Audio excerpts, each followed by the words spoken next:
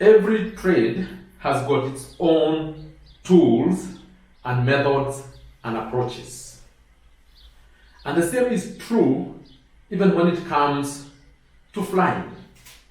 What does a pilot do for them to ensure that they leave the ground prepared? They use the tools, they perform rituals, and those rituals, you can call them the procedures. Out of those procedures, flying becomes predictable and pleasant because the pilot understands the tools. The pilot has studied the tools and they know how the tools work. And you'll find that in every other trade, the tradesman uses their tools to a point that an ordinary person will marvel and wonder, how are they doing it? But simply what the tradesman is doing or the professional is doing is using the tools. And therefore, the tool makes the work easy and predictable. And the same can be said when it comes to accounting. In accounting, there are those tools that we use to make the whole experience predictable, professional, and pleasant at the end. Such that at the end of the day, there is no guesswork. Our knowledge is well grounded. Now, these tools makes the work easy. We leverage from the tools. The tools will help us to do something that was otherwise very complicated and very difficult. That's what the tools do. So what we do in accounting is that we need to understand the tools. We need to know the tools, and we also need to know how to use these tools. And the moment you know the tools, you can go on autopilot. The moment you know the tools, accounting becomes very enjoyable. It becomes very predictable for you. The accounting phobia gets out of the way because your knowledge is well grounded. You know what you are doing and you are using the tool, because with the tool, things will end up flowing. Tools helps things to flow. So, what we need to do today is to look at one of the common tools that we use when preparing the financial statements. You know, for many people, when you mention the financial statements, they shut down because they think that it is only the professionals that can be able to do that. Today, I want to show you that even you can be able to understand and you can be able to perform the same. Using the tool, you can still be able to perform the same work that the professional does. As long as you know the tools and you know the rules that are behind those tools, how to work those tools, how to apply. Once you know that, you'll be so surprised to see that things are doable more than you could have ever thought. Very much doable. Now, in front of us today, let's look at this tool. The tool is the extended trial balance. Already we have spoken about a trial balance, but today we are looking at an extended trial balance. This extended trial balance is the tool we use to prepare the financial statement, such that at the end, it looks like it is automatic. At the end, you are going to find that you have already prepared the financial statements even before you know, as long as you understand how to use the tool. Now, this extended trial balance has got several sections. The first section is the initial trial balance. This is a trial balance that you just pick from the books, fresh from the books. You have not yet done any adjustments, the end of the year adjustments. No, you just took the trial balance from the ledger, those accounts with balances. Then you pasted them in your trial balance. So the first section will deal with the initial trial balance up to there. Okay? So these balances, of course, they came from the ledger accounts. Those accounts that had balances at the end of the financial year. Okay? Now, the other section is the adjustments. These adjustments are the ones that you do to your accounts. Remember this. Your financial year will end at a certain given time. It doesn't mean that your processes are following that. There are some processes that go outside the financial year, others are within the financial year. So the financial year gives you the cutoff points.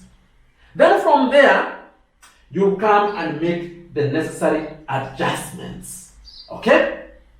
But then, without the adjustments, this is an initial trial balance, which came basically from your cash book, basically from your subsidiary ledgers, that is the sales ledger and the purchases ledger. Those balances, you just pull them out in that manner. Okay? But at that point, remember, you have not yet dealt with the accrual concept. The accrual concept will be dealt with when you are dealing with the end of the year adjustments. Okay. Then the next section of this wonderful extended trial balance is the income statement section. You take your income statement and express it into two columns. That is the debit and the credit. And then you do the same for the balance sheet. You take your balance sheet and express it in two columns, the debit and the credit. Then with that, applying the necessary knowledge, you'll be able to prepare your balance sheet, you'll be able to prepare your income statement and get the balance out of it. Are we together so far?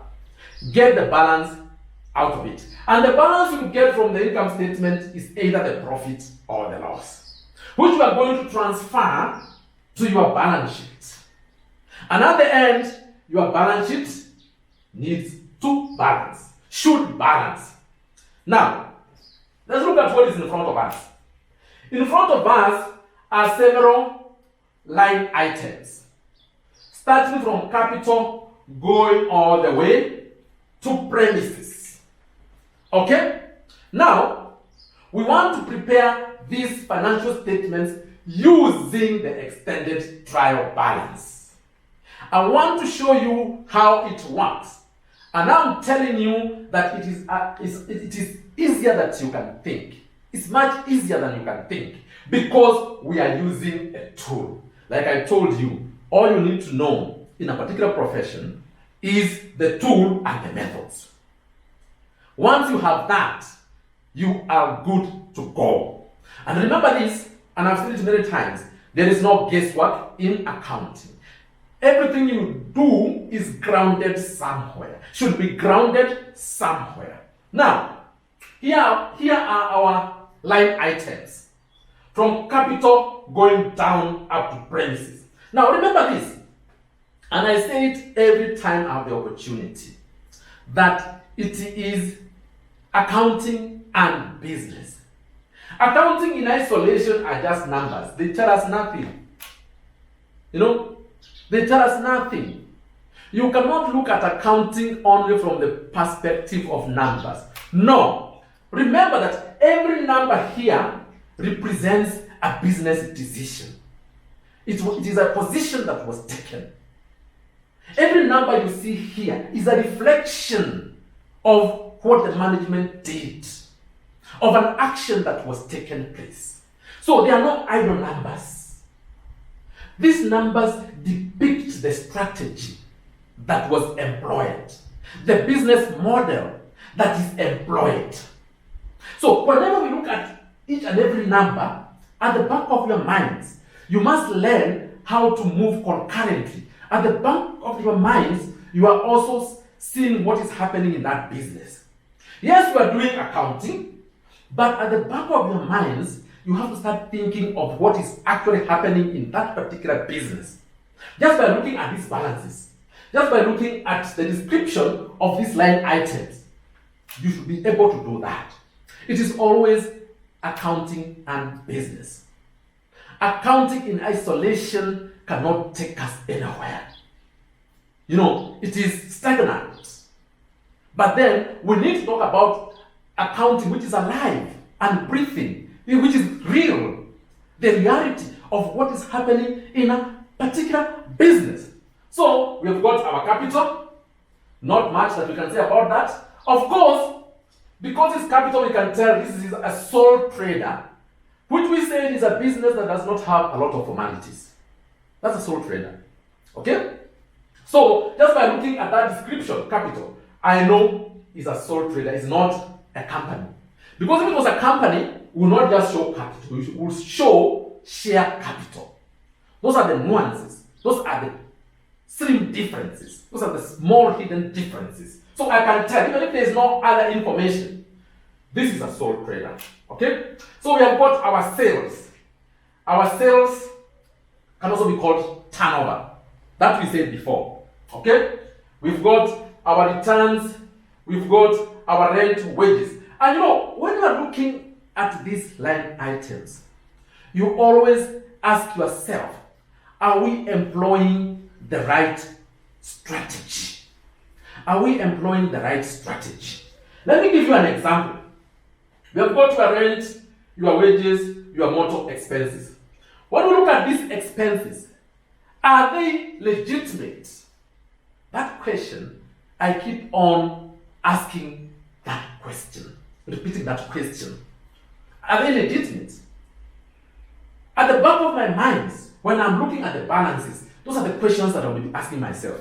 Because we could be having expenses here, which are depicted as expenses for business, but they are not expenses for business. They could be private expenses. They could be illegitimate expenses. And therefore we are paying for nothing. We are paying for air. You've been invoiced for oxygen, for air. Nothing has been delivered. Now, still on these expenses, if we can dig it a little bit deeper, we can ask ourselves, for example, the wages. The wages, they denote the human resource strategy. How is our human resource strategy? Are we able to take care of our employees or our workers? Do they have the right culture? We always obsess about fraud. Let me show you something. We don't lose money only out of fraud. We can lose even a lot more money out of workers who don't have the right culture. How does that happen? Now, look at workers who have got a culture of responsibility. They leave taps running overnight. They leave the air cons running overnight. They make detours when they are driving. They misuse the telephone. They misuse petrol. All of that will waste so much money that sometimes could be mind-boggling, just the wrong culture. And I can give you an example. Let's look at a company like Walmart. Walmart is a company that employs the most number of people. It employs roughly 2 million people. 2 million people. That's the population of a small country. It's a population of a small country. Now, let's use our own hypothetical example. Imagine that our company, hypothetical company, has got the 2 million employees. And now, this happens because of bad culture. Bad culture. Nobody has stolen anything outrightly. Just bad culture of not being responsible when it comes to wastage. Let us assume that each of our workers waste $10 Just $10 in a day. $10 in a day. And there are 2 million employees. In a day, they have lost $20 million. Just think about that. $20 million. How about a year of 300 days? Not even 365. Only 300 days. They would have lost how much? $6 billion. Just like that, quietly. Leakage. Income leakage. Assets that have been misused. Illegitimate expenses. 6 billion can convert a desert into an oasis. It can convert a desert into a city. 6 billion. But nobody physically stole anything. I'm not even talking about ghost workers. I don't want to go to that extent. That's why I'm always asking, are your expenses legitimate or not? Okay? Then you can see the assets we are using. We have got the motor, office equipment. We've got our premises. Again, these are assets. And we said assets are the resources. The infrastructure that you are using, it better be smooth. It better be well synchronized. It's better be a symphony of efficiency. It's better be a symphony of efficiency. Because if it is not, we have wasted our finances. We have wasted our resources. And our business is not likely to be sustainable. When we talk about a symphony of efficiency, what I have in mind is like the Dubai airport. If you look at the infrastructure of Dubai airport, they process over 90 million travelers every year. 90 million. Look at that efficiency. Look at that synchronization of managing all that asset and harmonizing it, making it seamless. A symphony of efficiency. And again, when it comes to employing our assets, remember this again. We better be innovative. We better be innovative on the kind of assets that we have, on how we even acquire our assets. Let me give you an example. What is the meaning of innovation? The best example I can give you is when the Americans were in a race of exploring the outer space. They had a problem on what kind of a pen to use. So they used over $1 million to be able to come up with a pen that can write where there is no gravity. They have to invest in that. Where there is no gravity, the ink cannot flow. But when the Russians were faced by the same problem, they just used a pencil. Graphite does not need to flow. That is the meaning of innovation. And when we are still talking about business, it matters how you innovate. I can give another example. If you look at most of the supermarkets, how do they operate? Most supermarkets may not own any asset, may not own anything that you can see. Apart from the files, the certificates of incorporation, and the licenses, you'll find that they don't own anything else. Because the buildings are listed, the vehicles, the trucks are listed, the office equipment is listed. The stock on the shelves are normally given on account, on credit, maybe 30 days credit or more, depending on the agreement. Then the finances they use, they borrow from the bank. You'll find that they may not have any physical assets. Those supermarkets you see, it's just a concept. It's just an idea. But you may think that they have got a bulk of assets. No. The workers, of course, they hire. They don't own them. Sometimes they outsource. They're not even in their payroll. But they're operating. That's another example of innovation. It's another example of being efficient. Another example of managing finances, whereby you just utilize the finances for the core. The other activities you outsource. Just the core. The other activities you outsource. That's another meaning of innovation. So So all I want you to see here is that we're not just looking at accounting aimed at balancing the books. No, we are looking at accounting together with business. Because what we have here represents the decisions that we are making. Okay? So you can be able to critique. You have to submerge yourself into business. Then, when you look at accounting, you look at it from a critical perspective on opportunities. How do you improve? Where are the problems? Where do we fix them? But if you look at accounting as balances, just numbers and balances, you've missed out. You've missed out. You cannot make a difference. So, it is accounting and business. Now, let's continue with what we are trying to do here. So, we need to use this extended trial balance. It's for the financial year ending 31st December 2017, because in accounting, the financial year is very important, because those are the cutoff points. It means it started in January, it ends in December. Those are the cutoff points. They are very important when we are preparing the financial statements. Very important. Okay? So, where do you start now? That's the question. Where do you start? The first accounting hygiene you have to perform is that this trial balance, confirm that it is balancing. That's your first point. Your first point, first place to go, confirm that this trial balance is balancing. Because if this trial balance is not balancing, your balance sheet will never balance. Even if you use a locomotive engine to force it, it will not balance. So, confirm, that is accounting hygiene, number one. Confirm that your original trial balance is balancing. Okay? The next thing you do, your adjustment, you see it's got debit and credit. Your adjustments also must balance.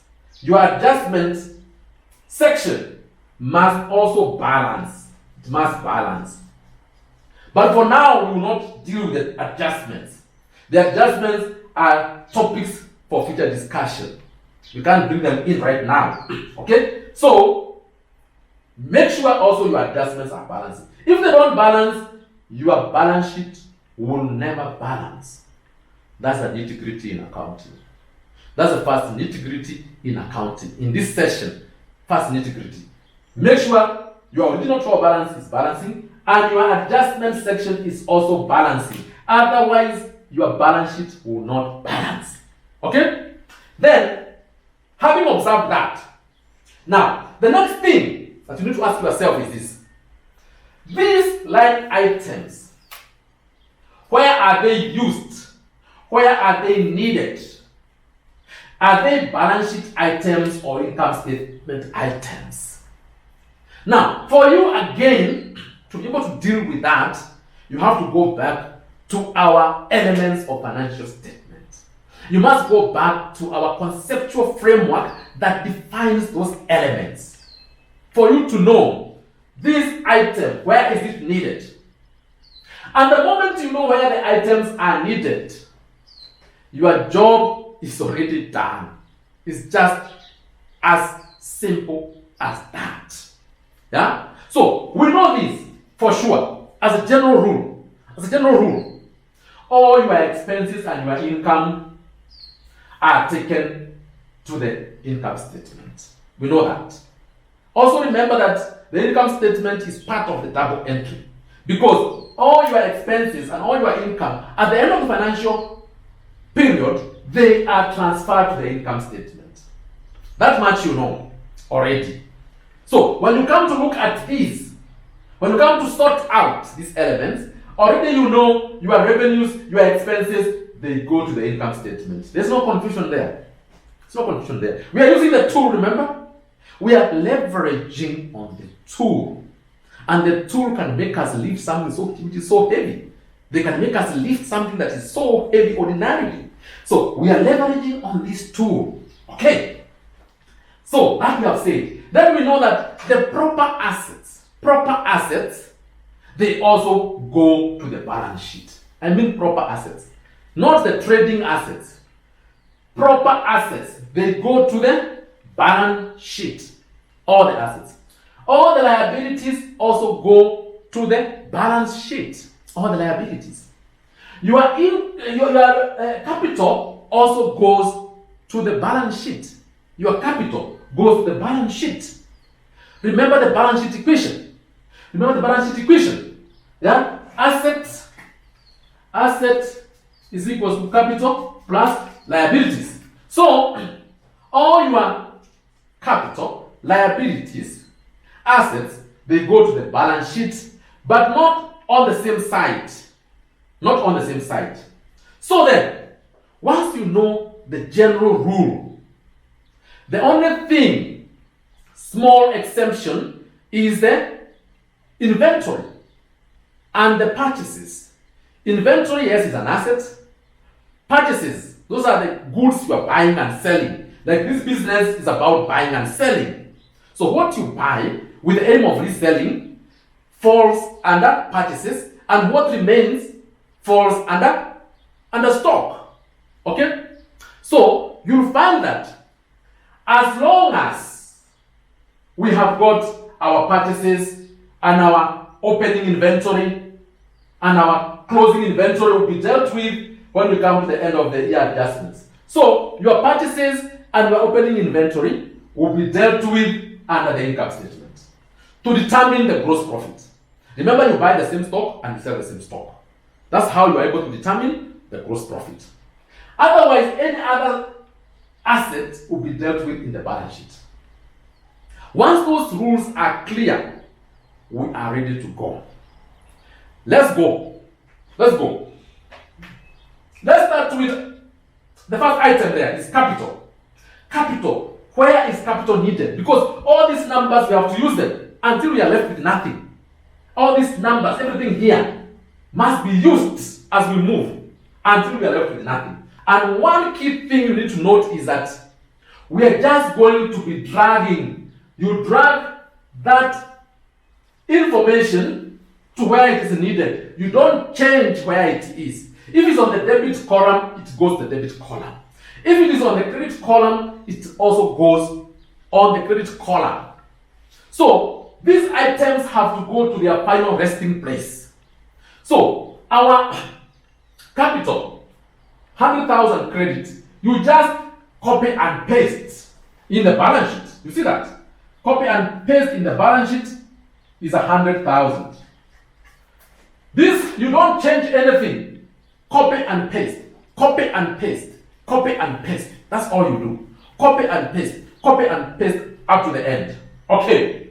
Our revenue. This is our sales turnover or revenue or whatever you call it. Our revenue will be required in the income statement. Again, on the credit side of the income statement, 130,000. Right there. You are not thinking. No. You are just applying the rules. You're just applying the rules. You're just working out the tool. So, we didn't change the side. Okay? Then, sales return. We spoke about this in our previous video. We spoke about this. Okay? So, our sales return, the effect of which is that it has to reduce the balance in the sales. So, that's why it should be recorded on the opposite side. So, that one will be again an item for the income statement, but then on the debit side. What it means is that you are subtracting 5,000 from 130,000 because it means those goods were returned. And remember what we said, that returns are a logistical nightmare. Returns stands for poor management practices. We must not have returns in our books. That we said already. I even give you an example. Imagine you had purchased from overseas. How do you return? Remember, all that would be required to facilitate that is a waste, which will have to affect your bottom line. Okay, so if you don't want to understand much about sales return, just know it will be on the opposite of the sales itself. Then our purchases. Our purchases is an asset but it will not go to the balance sheet. This is an asset that will help us to determine the gross profit. So our purchases, 90,000 comes to the income statement here. 90,000 on the debit side. Okay, that's your purchases. Your purchases return goes on the opposite Still in the income statement, 6,000. But not what we are doing. We are not even thinking. All we are doing is that we are just copying and pasting. Copy and paste. Copy and paste. That's all we are doing. Copy. Look at how efficient it is. Copy and paste. Copy and paste. Okay. That is your purchases return. Your rent is an expense. All expenses, they normally go to the income statement on the debit side. Because it was still on the debit, we take it to the debit. We are not interfering with anything. We are not interfering with anything. I wish you can see the flow. I hope you can see. And I can see you can see the flow. Then we have got our wages. Again, 15,000 in the income statement. That's where our wages are dealt with. That's the destination. Motor expenses destination is a income statement. Copy and paste. 9,000. Motor vehicle. Motor vehicle is a long current asset, a non-current asset. Long-term asset or non-current asset. Now, our motor vehicle will be required in the balance sheet. So it is required. Still on the debit. Note that we are not changing the size. What I want you to note right now is that we are not interfering with where it was recorded originally. In the original trial balance. We are not interfering with that. It's just copy paste, copy paste, copy paste. It's a tool we use when preparing the financial statements. A very efficient tool. And then, if you take it to the next level, you can use spreadsheet. Come up with spreadsheet and have the formulas. Work up a template with formulas. Then it becomes automatic. Once you enter it here once, it just goes where it is required. You enter once, it goes where it is required. Where it is required. It just flies where it is required. You see, I told you when you have got the tool, there is nothing that you cannot do if you understand how the tool works. Okay. Then office equipment, 14,000 is an item for balance sheet, still on the debit, 14,000. Okay. Then you have got the receivables. These are your customers or your debtors, 18,000, an item for balance sheet. Item for balance sheet. So far you can see what we are doing. Copy and paste. Copy and paste. Copy and paste where it is needed. Copy and paste where it is supposed to be. That's what all we are doing. Payables, those are creditors, is on the credit. We are not interfering with anything. 25,000. We are not interfering with anything. Then we've got our bank. Our bank is an asset, it's positive. If you see it is on the debit, it's positive. If it's on the credit, it means we have taken an overdraft. It's negative. It means we have taken an overdraft. And I explained this matter in the previous video. This matter I explained it. Why the bank statements shows us something different. In our books, we're recording something different. I explained that. So go back to the previous video to get that. Now, our bank is an asset. 3.1. 3.1. Make sure that your lines are straight because most of the mistakes we make in accounting is when you go horizontal. Don't overlap because you record the wrong thing. Now, your cash again is an asset. It goes to the balance sheet. Right there. Your VAT, it shows you are claiming. Again, I explained this in the previous video. It shows you are claiming 8,000, so it's an asset. 8,000 is an asset. Drawings. Drawings we also explained. Drawings means that your capital is being reduced. You are eating your capital. You owner of small business. When you eat your stock at home, you are reducing your capital. You are draining your business. You are draining down your business. So drawings is the account that we use when we want to show that your capital is being drawn out, is being taken out, is reducing. Effectively is reducing. Basically what we mean is that you subtract that amount, 10,000, from the amount of capital which was 100,000. So now it's 90,000. Okay? So that's why it comes on the debit, because if it's on the debit, effectively, it means that you are deducting from the capital. You are deducting. You should be able to see those hidden movements. That's what accounting is. Those hidden movements is on the opposite side. Positive and negative. Positive and negative is on the opposite side. Positive and negative. So here we have already shown that we have reduced 10,000 from 100,000. Okay. Then our loan from the bank. We also spoke much about our liabilities. Our liabilities better be well managed. Our liabilities better be well managed. Yes, it is true, it is difficult, almost impossible, to expand your business without liabilities. But the liabilities must be properly managed. And what do I mean by that? If you've got your liabilities and your cash flows, your revenue is not adequate, your cash flows are not adequate, how are you going to repay? It means you have increased the risk of your business failure. What we call the financial distress is coming your way. That's why I always say that you have to see how to manage your liabilities, because that means that you are increasing the risk of business failure. It's what we also call the gearing. When the gearing goes high, financial gearing, meaning that most of the finances you use belongs to the outsiders. 80% of it, your gearing is high.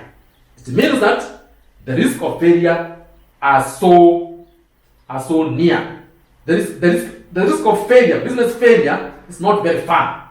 You see? Because if at all you hit a snag, if at all there is a problem with the business, you lose a major customer, for example, or the economy slows down, your liabilities will still need to be extinguished. Your liabilities will not go away before they are paid. They can only go away when they are paid. That's why you have to put your eyes on the ball.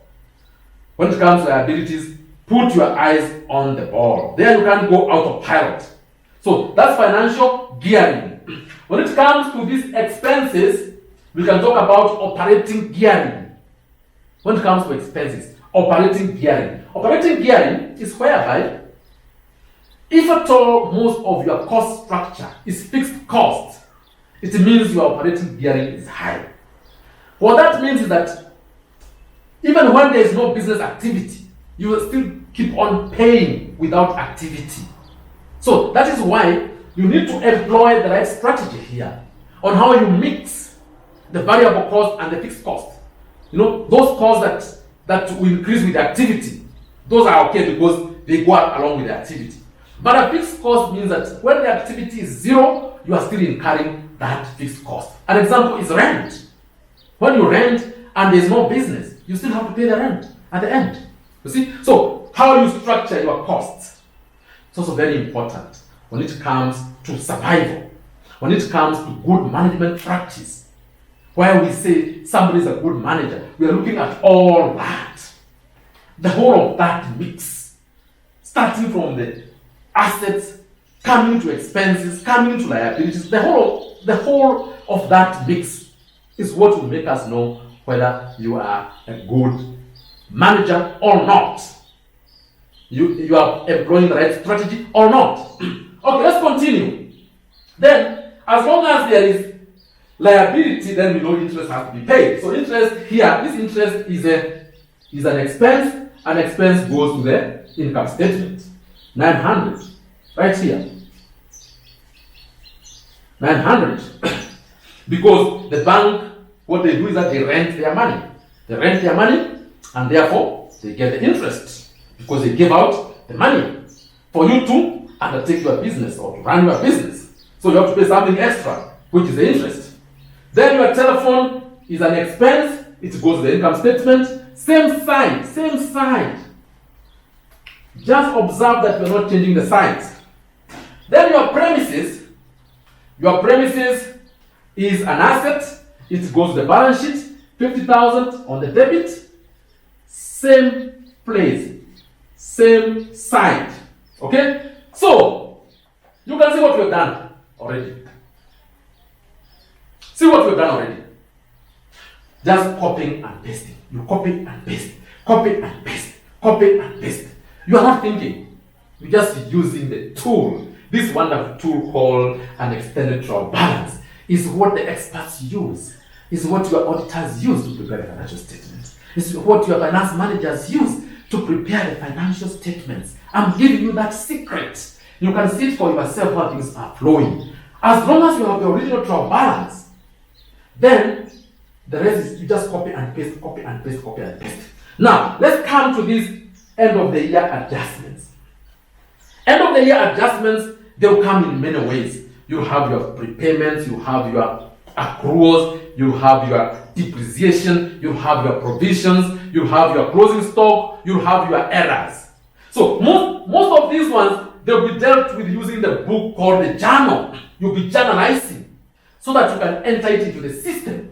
So you'll be entering these adjustments into the system using the adjustment section. And when you are dealing with the adjustment section, something must be debited and another one must be credited. Note that. We don't have the adjustments right now. But if we have them, something must be debited and something must be credited. Remember that. That's how you deal with the adjustment section. And it also has to balance.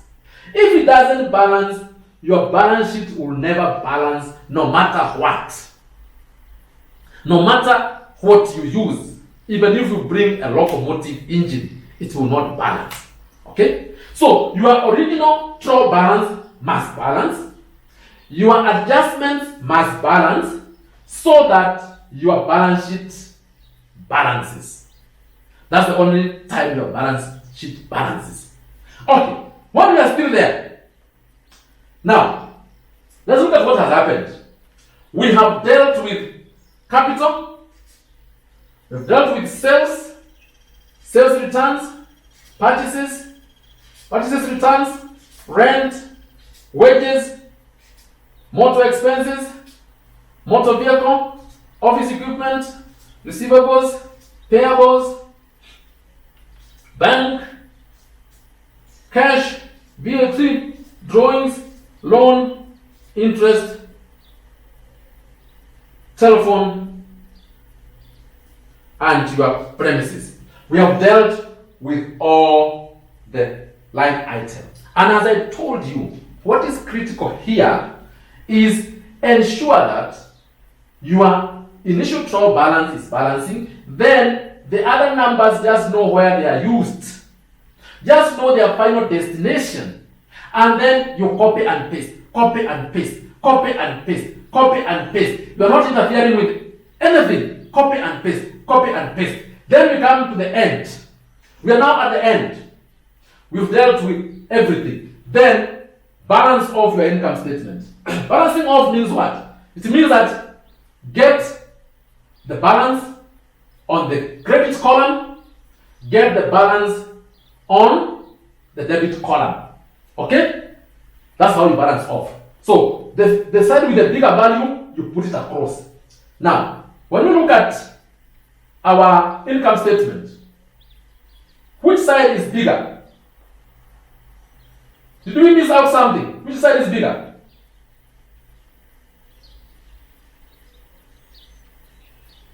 We haven't missed out anything. We have not missed out anything. Okay. Now, by the look of things, which side is bigger? Which side is bigger? By the look of things, which side is bigger?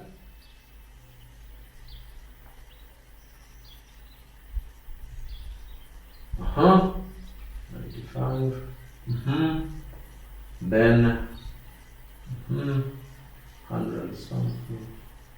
120.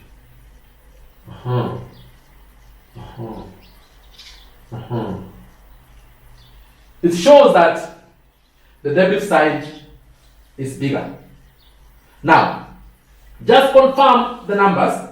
Doesn't matter which side is bigger. What matters is what I'm about to say. Now, if you find that after adding up your numbers, your credit side is bigger than the debit side, it means you'll have your balance on this side. You have your balance on this side. Okay? If at all this side is bigger, your balance will be on this side. That balance will be the profit. That becomes the profit.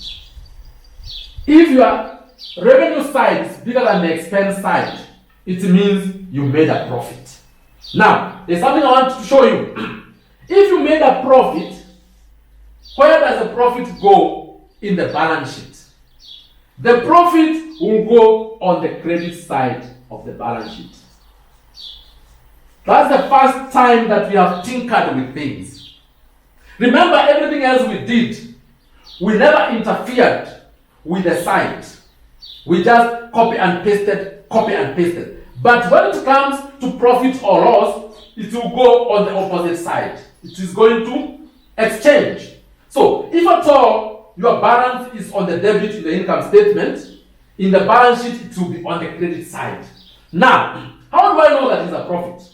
It's a profit because our revenues are more than our expenses. Okay? The other thing that makes me know it's a profit is because profits will always be added to our capital in our balance sheet. In our balance sheet, profit will be added into the capital. That's how I know. Okay, let us assume that in this case, our expense side is bigger than the revenue side. Therefore, it means that our balance will be on this side. When we are balancing off, so our balance will be on this side. When you find the balance being on this side, it means you made a loss. That is a loss. Okay? It means you made a what? A loss. When the balance is on the credit column of your income statement, it means that you made a loss. That is a loss. Now, that loss, how do you deal with that loss? How do you deal with that loss? The loss will be on the debit side of the balance sheet. The loss will come here on the debit side. The opposite. It will go on the opposite side. Because that loss will be used to reduce your capital. It means your capital is reducing when you are making losses. It's getting eaten up. Your capital is getting eaten up. It's getting eaten up if the losses continues. So, the only thing that you need to master here is how to deal with either profit or loss. That's what you need to master out of this. Because that's the time the balances change now. There you don't copy and paste. It goes on the opposite. But then, for you to know that you are doing the right thing, you must know your profit affects capital in which way. And your loss affects capital in which way. Your profit will increase your capital. That's why it's on the same column. That's why they are both on the debit side. Okay? Then your loss will reduce your capital. That's why it's on the opposite side. So this is a loss. Okay? That's a loss. It's a loss, that's why it's on the opposite side. And now, when you balance off, your balance sheet is supposed to balance. If you did everything in the right way, correctly, your balance sheet is supposed to balance. If it doesn't balance, go back and investigate. Go back and investigate. It means that maybe you messed up with some figures. Maybe your calculations were wrong. Okay? But otherwise, your balance sheet should be able to balance. As long as your initial trial balance had balanced. Now, when we come to the income statement section, we squeeze out the juice out of the income statement. That juice becomes either profit or loss. And then, that number, you take it to the balance sheet. Now, something I want you to note is this. Your income statement dies every year. Your income statement must be prepared every year. That's an integrity in accounting. It's an integrity in accounting. Your income statement must be prepared every year. And the only thing you need out of it is either your profit or your loss. Yeah? You only get one number out of your income statement. You only get one balance out of your income statement, which is either a profit or a loss. All those numbers will be squeezed. They will be squeezed. And the juice that comes out is either a profit or a loss. What is a profit? It goes on the credit column of the balance sheet. What is a loss? It goes on the debit column of the balance sheet. And then, after you do that, it should balance automatically. You don't have to force it to balance. It should balance automatically. Once you introduce your profit or your loss, your balance sheet should balance automatically. Because this TB had balanced. These adjustments had balanced. So, your balance sheet has no reason of why it must not balance. So, I want to repeat something. Your income statement is prepared, has got a short life. It's prepared every year. Income statement has a short life. All we want from it is either a profit or a loss. Okay? So every year, there is a new income statement. Every year in business. But the balance sheet continues into perpetuity. As long as the business is still existing, the balance sheet continues into perpetuity because it deals with the balances that remains. It deals with the balances that remains. So this balance sheet for 2017 will be the opening balance sheet in 2018. And then we operate in 2018, we come to the end of 2018, again we get profit or loss, and then the balances will be taken over. So our balance sheet goes into perpetuity. It doesn't die in a particular year. It goes into perpetuity. But our income statement must be prepared every year because it is helping us to determine either the profit or loss. Okay? So all we need from the income statement is profit or loss. Then it is finished. It finishes every year. But the balance sheet continues into perpetuity. That you have to note. That you have to mark. Okay? So, having done that, you can see what the tool has made us to do. It has made us to deal with something that is otherwise complicated in a very easy way. Did you know that these balances just need to be copied and pasted? Did you know that? It's a question. Did you know that? And if you do not know that, you have to go and like that video. That's the only thing you can do. If you did not know that before, go and like that video. It's the only thing that you can do. Yeah? You copy and paste. Apart from your profit or loss. That's the one that interchanges the sides. But everything else, we just copy and paste it. Who cannot be able to copy and paste? There's nothing technical about copying and pasting. Totally. Now, in a practical sense, what we do, we use spreadsheet. Then in spreadsheet, we formulate our files. Such that even this income statement can be stated in a statement way. Statement format, what we are being used to. The statement format of an income statement. Such that once you enter here, all these numbers are taken to those files automatically. Yeah? Whereby you have crafted, you have developed your template of an income statement that is a vertical presentation, that is a statement presentation. Same with a balance sheet. So all you need to do is you enter once, and then all your numbers are taken where they're supposed to be taken. Using financial modeling, they are taken where they're supposed to be taken. If you know how to use spreadsheet. If you don't know how to use spreadsheet, manually is how you do it. Copy and paste. Copy and paste. Okay? Now, when it comes to the adjustments is a bit of an advanced topic, and we need to deal with every item of adjustment one by one. After we've dealt with the adjustments, then we can come back and then see how to prepare the financials. Full financial statements now with all the accounting adjustments, with accounting estimates, depreciation, and the like. All those accounting judgments. You'll be able now to prepare one full financial statement, still using our tool, the extended trial balance. I hope today you will no longer fear when it comes to preparing the financial statement. You will not be confused by that. I hope that accounting phobia of not knowing where to start or where to go, I hope by today it has been dealt with. You can be able to prepare financial statements. It's not hard. It's not difficult at all. So go back, go and practice. Go and practice. All we need as accountants is a trial balance. Once we get our trial balance, then the financials are there. Yeah? That's why they always ask, where is the TB? The TB is a trial balance. You get it?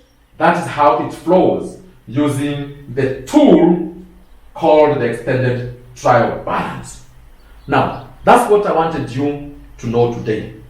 My name still remains to be PK. I'm a business consultant. I'm a trainer, as you can see, and I can deal with a whole range of business topics. So, all you need to do is contact me. Talk to me. Let me know your training needs. And then we are going to solve them. We are going to partner and solve them.